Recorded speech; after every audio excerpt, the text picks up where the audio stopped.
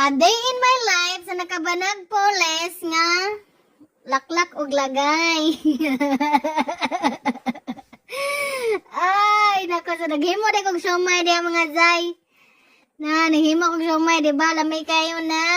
So, tabang-tabang sa dakong ugangan diha mga zay tanawa. Iyang square to niya ko ang giusab. Butan ka na kung ugangan ay mag-iukiw po na siya matabang-tabang ba niya. Di ko ganahan ay matabang-tabang pero okay na ba yan na po.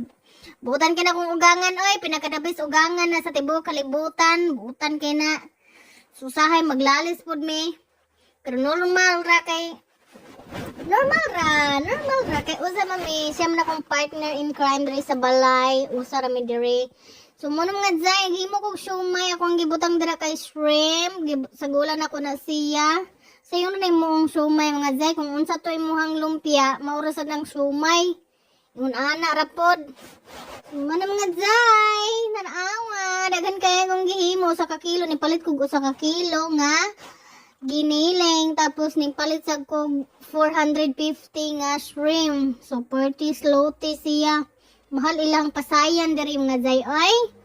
Saon man kay wa man tay kuan diri dagat so palit jud ta. Kay giminga mo kog kaon. So mao na mga zay. Mao na natong nahimo tanan sa usa ka kilo plus na ice cream.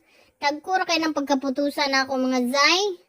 Nan, di ba lami kaayo kinsa tay ganahan dali na mga una ta.